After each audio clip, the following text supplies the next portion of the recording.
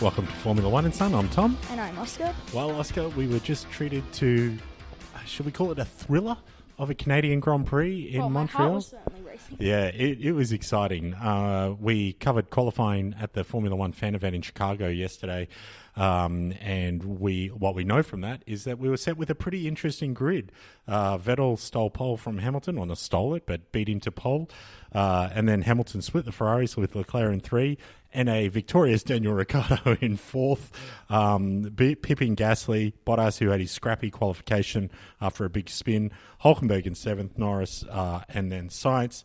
With Magnussen, we know starting in 10th, but Sainz then got a 3-place grid penalty. And then Magnussen started from the pit lane because his car was a total mess after that, yes. Which promoted Verstappen up into 9th, I want to say. And then we had Kvyat in 11th because of Magnussen. Kvyat in 11th, I think. So it was a pretty 12th? interesting grid, wasn't it, at the start? So I'm going to say Kvyat in 11th, Giovinazzi 12th, 13th Albon, 14th Grosjean, Perez, Raikkonen, Stroll, Russell, and Kubica. And interestingly, what we saw is obviously some of the front starters like Ricciardo, Gasly, then everyone else, Hulkenberg, Norris, they were on the soft tyres, yes. Because they had to get through to Q3. But then we saw the fast people like Vettel, Hamilton, and Leclerc, and Bottas even down in 6th. And of course, Verstappen, who didn't make it through to Q3, so had a free choice of tyres, they all chose to start on the harder compound medium. Yes. Also, one of the person on a hard, actually. I think Verstappen started on the hard. Yeah, you might be right. He ran very long in the race, which we'll get to. If you want to really hear qualifying, just watch. Yeah, we'll include qualifying. Will have been at the beginning of this podcast. Some of it that we'll tack on. So we're probably repeating ourselves, but we was treated to an interesting grid to start the race. Race gets underway, pretty clean start all around, right? Nothing too much happening, except for I think Albon got squeezed in the back between Giovinazzi and one of the front wing just kind of one of the popped off, racing like points. It was like connected with it. And so Albon then had to pit, and eventually Albon had a nothing race and DNF'd actually at the end of the day. And so it all started fairly, everyone running pretty much in the order. I think Lance Stroll got a couple of positions and ended up having a phenomenal race, quite frankly. Yeah. But we then settled in, and what we all wanted to see was how long were these soft tyres going to last that the soft tyre runners were on. Some people were saying, they can only last 5 laps or something like that. Which in the end kind of was when Ricciardo pitted, and Ricciardo and you're thinking Gasly? about Gasly, yeah. And in fact, it was Gasly that pitted first, and there was a risk because he came out, and I think someone else had pitted early, and the hards were looking like they were reasonably fast, certainly faster than old softs, and so there was a risk of an undercut. So Ricciardo had to immediately react to that. Renault, thankfully, this time brought him in. I thought they're going to leave him out for another 10 laps and ruin his race, cynically. We didn't. When we were watching the race, we didn't really talk about that, but Ricciardo's tyres were in great condition. Even at the end of the race, they were in pretty good condition. Yeah. He never complained once. Yeah, no, well, we don't know because there was a lot going on, but you're right, it didn't look too bad. Ricciardo came in, managed to come out in front of Gasly, and that was interesting, actually. Then we saw that I think you had Ricciardo come out in front of Gasly and then quickly overtake, I think, Lance Stroll or someone like that who was running long. Yeah, it was, I think, Raikkonen and then Stroll. Yeah, maybe. And so, and then Gasly kind of got stuck behind those cars and never made much of an impression after that. Yeah. So then, of course, the front people had to stop, and we saw, I think it was Vettel who came in first and did manage to get out in front of that group. So he maintained the effective lead of the race at that point. Hamilton didn't come in straight away. We thought, Hamilton will respond. But actually, he waited quite a bit. Well, he only rated another lap. He did 2 laps after Vettel pitted. Oh, yeah. And that was because he was in risk of not being able to come out in front of Valtteri and whoever was behind Valtteri at that point. Was it Max? Yeah, Max ran long as well. So there was a real risk there that Bottas and Verstappen, who were racing around. Now, of course, Bottas had got caught behind Nico Hulkenberg early in the race. And he stayed there for quite a while. Yeah, and didn't really manage to make much of an impression.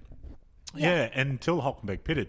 And then Valtteri got released. So Hamilton stayed out. He didn't have enough gap, so he actually, as they call it, hammer time, he had to stay out for an extra lap to get the gap to make sure he would come out in front of Valtteri. And he did, not by a lot, just. And away he goes. So then, of course, Vettel and Hamilton then racing each other effectively, pretty much on merit at that stage. Hamilton with the slightly fresher tyres, but probably not meaningfully fresher. Leclerc stayed out longer, and this is something we've seen a number of times this year with Ferrari, where they just keep Charles out for kind of what seems like too long. And by the time he pitted, he came out, and he was, 10 seconds off them? Yeah. A long way off. But he did catch up in the end. He became motivated, and we'll get to that. He became very motivated to close the gap, but he was kind of nowhere. Verstappen and Bottas were fighting each other for a bit, but then Verstappen pitted and didn't manage to come out in front of Ricciardo and Hulkenberg. Yeah, it was very close. Yeah, very close. Came out behind them. And he overtook Hulkenberg almost straight away. That's right. And this was good to see because at this point, Hulkenberg, who pitted probably about 8 laps after Ricciardo, had caught up to Ricciardo on the same strategy but on 8-lap fresher tyres. And Verstappen got past Hulkenberg pretty easily, but then we were treated to a nice Verstappen-Ricciardo fight. And in fact, we saw Bottas and Ricciardo fight earlier down that straight. You would say it looked like, I'd need to see replay, it looked like Ricciardo was moving a fair bit down the straight on those overtakes. Yeah, I did. Yeah, so, but interesting race there. But of course, the inevitable happened, and Verstappen did get past both Hulkenberg and Ricciardo. Didn't really try to fight in the end. Yeah, then in the background, not a whole lot happening. We saw Lance Stroll run really long, then come out towards the end on very fresh tyres and do some great moves. Sainz, who was running in a solid kind of P9, I think, got overtaken by Stroll, and then very quickly Kvyat. And Kvyat did a great overtake on Sainz into turn 1. Stroll did the usual kind of just before the chicane with the DRS zone, but then Kvyat came into turn 1 and kind of drove up the inside. Bold move again. Just showing the Kvyat's on great form. Norris, of course, what happened to him early in the race? We saw his wheel hanging off, didn't we?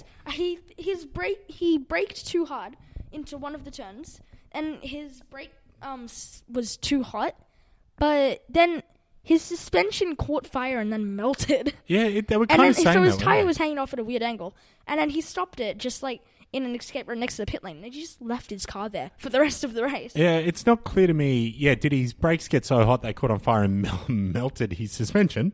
And given it's all carbon fiber, I guess you could do. But or did he have suspension failure? Well, his suspension was on fire, though. Well, the brakes were on fire because they were really hot. The suspension was on fire. Yeah, too, true. Though. It was weird, wasn't it? Anyway, I guess we'll find out about what happened to Lando. Down the grid, Russell did not finish second to last in his usual position. There was a Haas of Magnussen who splitted the two Williamses in the slow area of the race. And that was interesting, wasn't it? I'm glad you bring that up, Oscar. We saw K-Mag kind of saying, this is the worst racing car I've ever had to drive in my life. Yeah. Well, Kevin, there's a reason for that, my friend, because you binned it in qualifying and they had to rebuild you a brand new car. Yeah. Gunther Steiner gets on the radio and basically says, shut up, Kevin. The team's just worked all night so you can at least have a racing car at all. Now you're complaining about it. So that was good to see Gunther just kind of step in and go, mate, pull your head in. I know you're frustrated, but it's really of your own making. So that was kind of tasty. We mentioned Lance Stroll doing a great race and bringing it back into 9th in his home Grand Prix there in the end. Fans will be happy. Gasly, disappointing, right? I mean, Gasly... Gasly's Gasly. Yeah, but, where did Max start? Max started way back down in 11th or something and ends up coming 5th. Good recovery drive from Max, like you would expect. Kind of Bottas did a bit similar, recovered as you would expect in those fast cars. Gasly, who, frankly, when he came out of the pits, Ricciardo beat him out, but he beat him out by 0.4 of a second. And then I think Gasly ended up finishing 10 seconds behind the Renaults or something. Yeah, they did. So, I still question Gasly. I like him, as a personality, but his driving's kind of nowhere. Promote Kvyat, I say. Some other interesting event, Bottas ended up with the fastest lap, the extra point. Did he get the extra point? It bounced around a lot, didn't it, towards the end? And according to the F1 site, his fastest lap was exactly 0 seconds. What? Yep. Well, they've really got that. They've really got that nailed there, don't they?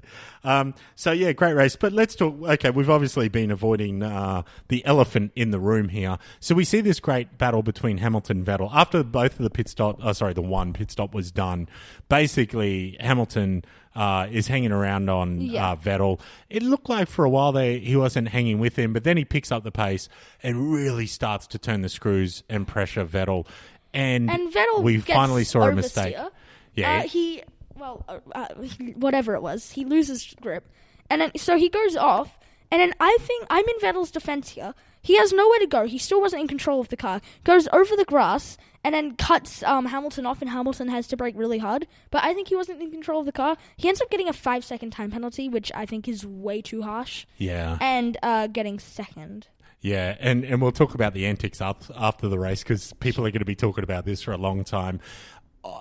Look, Oscar, I hear what you're saying there.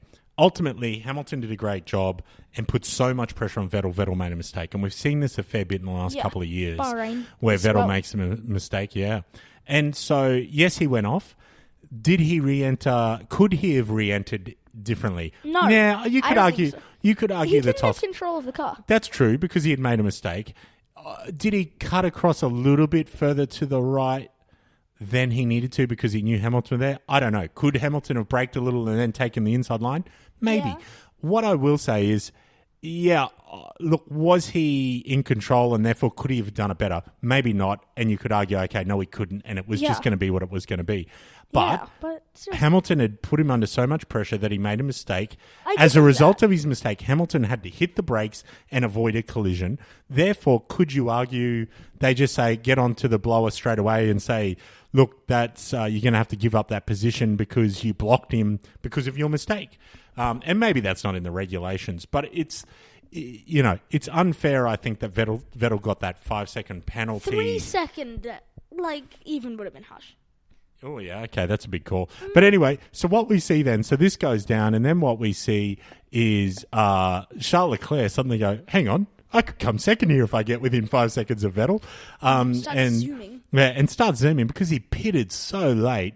He had pretty fresh tyres, and of course, that's what he did. So I'm surprised Leclerc didn't get fastest lap. Did Bottas really get it? Yeah. Wow. And this is very familiar to what happened in Spain with Ricciardo and Grosjean. Yeah. Well, that was in Monaco, wasn't it? That was in Monaco. Yeah, Monaco, that was in Monaco, right? Monaco. Where Ricciardo gets his head down, but he managed to catch him. And in the case of Ricciardo, he caught Grosjean. In the case of Leclerc, he just missed out by about a second in the end. Yeah. So Vettel gets demoted down to second. Leclerc in third. Bottas, then Verstappen, then the Renaults. Gasly, Stroll, Kvyat roll out your top 10. Exciting race, really good fun. Then the after party, let's call it, starts. Sebastian Vettel uncharacteristically or doesn't drive to that place where the first three cars drive. Further than the Parc Verme though. But then pushes his car back and then walks straight to the Ferrari garage. Well, you think he's going to see the FIA to punch someone in the nose, but then doesn't, goes to the Ferrari garage. Martin Brundle's left just interviewing Hamilton and Leclerc. Yeah. Someone obviously says, hey, Vettel, this is going to go down poorly if you don't get out there. Eventually comes to the podium, shakes everyone's hands, immediately says to Hamilton, where was I supposed to go? What was I supposed to do? Hamilton... Obviously, on team radio at this event, Hamilton said he returned unsafely to the track. So Hamilton actually radioed in and said that was an unsafe return to the track. He should be penalised. Vettel hasn't seen that, though. And look, of course, Mercedes are going to say that. What are they going to do? Say, no, that's fine. We're happy to come second. They're going to, of course, complain to the referee. As they said, though, Hamilton probably would have pushed a bit harder at the end if he had not gotten the penalty. But Hamilton kind of said, I wanted it on track, but I couldn't get it towards the end after he lost that momentum. So I'm not sure. I think Lewis wanted it on track. So Vettel comes back, has everyone's booing Lewis, or at least booing the decision if we're being charitable to the crowd. Yeah, I think he's booing the stewards, right? Yeah, that's what they said. Well, that's what Jensen said, but, are they really just booing Lewis? Lewis kind of pulls Vettel onto the top step of the podium. Yeah. Vettel stands there for a few seconds and then one steps down to the second step and then eventually puts both feet back on the second step. Yeah. And Vettel said to Lewis, it's not Lewis's fault. The crowd shouldn't boo Lewis. So Vettel wasn't angry at Lewis. Lewis, I think, was being smart and saying, I actually maybe agree with the stewards, but I'm not going to say anything. We saw Toto Wolff basically say, that's the rules and, them's the breaks. Yeah, we'd probably complain if it was us, but, them's the breaks sometimes. I think what he said is when Verstappen had that unsafe release into Bottas in Monaco, Verstappen only got a 5-second penalty, even though he basically caused a crash. And, you had Toto basically say, well, that was a bit lenient. But, we just sucked it up because that's what you got to do. So, look, no doubt for the next week or so and all through the season, we're going to be hearing from everyone about their opinion on whether Vettel deserved the 5-second penalty or not. He didn't. Yeah, you see, even you and I can't agree. I don't know. If you're listening to this podcast, go on Reddit and post anything, saying that he did not deserve the penalty. Well, Reddit's already full of comments. I had a quick look 2 seconds after it happened. Yeah, and tweet us at Formula One and on me. Twitter. But and then my view is what they should have done is let Lewis pass Vettel on track and just said, hey, you should have given up that position because you returned unsafely and blocked Lewis, let him pass, and then let them race. And then we would have had a thrilling end to the race. As it was, we knew Vettel wasn't going to pull a full 5-second gap to Lewis, so we knew the outcome, right? So, anyway, but an exciting race. Except Hulkenberg was looking at Ricciardo towards the end. Yeah, not like obviously, Lewis, once again, happy, pulls a big gap now on Bottas, about 30-odd points, I think I said earlier. So starting to pull a serious gap. So actually, Bottas, from his qualifying mistake, a big loser of the weekend, that gap's now starting to look tough. It's more than a race win away now. If Hamilton DNFs... Verstappen's going to... Oscar, a little happy sad as we round this out. Okay, yes. Yeah, I guess that's what I started to do. Let's start from the back. A couple of DNFs. Lando? Sad. Very sad. Very sad. And down on himself all weekend. Didn't have McLaren a great weekend. Themselves are sad. And Lando came off the back of having to play a rear gunner for Sainz and Monaco, holding up traffic. Couple of bad weekends. I really like Lando. I like Sainz McLaren. Is still ahead of Ricciardo in the Drivers' Championship. Just barely. 2 points ahead. Albon, the boy wonder, kind of one of the rookies getting a lot of attention, and deservedly to some extent. But I still think Kvyat's outdriving him. I think Kvyat's got more points. Well, there was a little screen in qualifying that said Kvyat had done basically everything better than he had. Yeah, I think Kvyat's having a great season. But we'll get that. Yeah. Kubica, can he take anything away from this race weekend? No? Nah, he's Magnussen, super sad. Yeah, he's very angry. And he's going to get an F-bomb tirade from Gunther Steiner after the race, which we'll see presumably on the next Netflix documentary series. Russell's happy. He didn't come last or second to last. He came 16th. They were. I think the Williams were saying they had their new suspension design this weekend. I think they were saying they are getting more predictability in the car. Maybe not miles of speed, but they're getting predictability. So a small step forward, I think, for Williams. Is pretty sad. Disappointed, I'd say. Beaten by Giovinazzi in quali, am I correct? Yes, he was. And Giovinazzi had a good quali, didn't he? Yes. So beaten by Giovinazzi in the race in quali. Grosjean, kind of nowhere. We saw Grosjean getting overtaken a lot, didn't we? And doing some overtaking, but kind of nowhere. The Hasses were nowhere. Giovinazzi, probably pretty happy with the 13th. 13th. He beat his teammate. So. Yeah. And as we saw, the Alphas tend to be pretty good in FP1 or FP2 and then just kind of fade away for the rest of the weekend. Checo? He's sad. Well, beaten by his teammate pretty comprehensively. He got overtaken twice on the second to last lap. Sainz probably was feeling pretty happy until he started to fade away towards the end of the race there and fell out of the points. It wasn't Perez who got overtaken twice. It was Sainz. It was Sainz, because he got overtaken twice on the second to last lap. Where did Kvyat qualify, Oscar? Can you tell me that? Kvyat qualified 12th. Yeah, so pretty decent race. Yeah, he got a point. He got a point, yeah. Yeah, I think he'll be happy. Lance Stroll, I think, will be delighted because where was he Lance? qualified 16th or 17th? 18th. Yeah. Finishes in 9th. Great race. Yeah. Ran that long first strategy. We see this from Lance all the time. Not a very good qualifier. Has a great race. So well done to him in his home Grand Prix. Gasly is sad. Gasly, I think, is going to. He We got saw. beaten by Bottas and Hulkenberg, which he Didn't qualified. you and I were talking in the grid walk? Didn't we see Helmut and Kvyat having a little chat? Yes. Yeah, maybe Helmut's like, keep up the good work, Daniel, and we might see you back in the senior team. Who knows? So Gasly, he's doing a better job. then the Gasly. two Renaults are going to be delighted. Basically a 1-2 for the Renaults. Yeah. It's like a 0-1. Yeah, exactly. Yeah, beating the Red Bull. Yeah. So basically a 1-2 for the Renaults. And Verstappen. Hulkenberg, I've got to say, good recovery drive as well.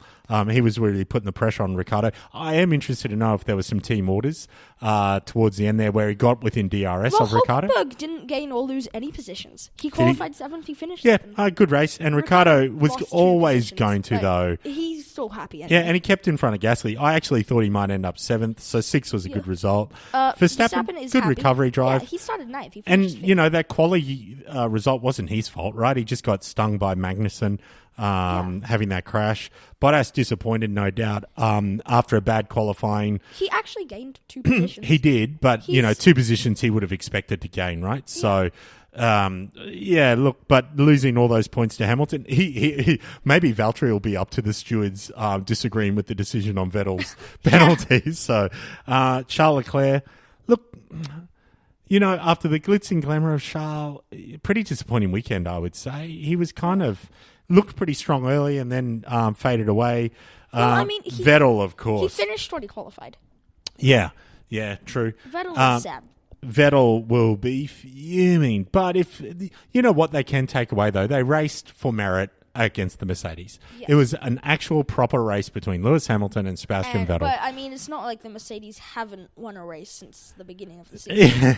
yeah, exactly. And, of course, Lewis will be, hashtag blessed and thanking his wonderful fans and his great team back in, Braxley or whatever they are. So, yeah, look, an interesting Grand Prix. I thoroughly enjoyed it. It's one that's going to be talked about. Canada always produces these controversial / interesting Grand Prix. I'm looking forward to it. What's next, Oscar? On the We have France. and when's that? A week away or 2 That weeks? is 2 weeks. Always 2 weeks. I'm so excited. But if you look in the calendar, the last few races, there's always 1 week. It's always 1 week, 2 week, 1 week, 2 week, 1 week. So you get a lot of 1 weeks later on in the season. Good. Well, I look forward to that. I think Renault are bringing a whole swag of upgrades to France. Yeah. Yeah. So after the result today, they'll be on a high. Maybe Cyril's not going to lose his job next week. Anyway, a great race. Thoroughly enjoyed it. And hopefully enjoyed our coverage of qualifying, which will precede what you've just heard now. Proceed? Be before. Oh. Sorry. Any final thoughts, Oscar, before we sign out? Just the usual. Subscribe. Review us on iTunes. We still haven't made iTunes. a Gmail account. We No, need you keep to talking about do it. You can that. do it yourself, And as Hamilton would say, shout out to all the people who listen to this tiny podcast. Yeah, great thanks to all of our fans. Please do rate us on however you listen to your podcast and give it a review. If you can rate. Appreciate it. And feel free to reach out on our Twitter at Formula One and Son. Same username on Reddit, Formula One and Son. Comments on Reddit, we will answer if we see that you've replied to them. Or We will you can answer those message us. replies. Yeah, We definitely. will reply to the replies. All right, well, that's it from us. And we'll see you next time on Formula One and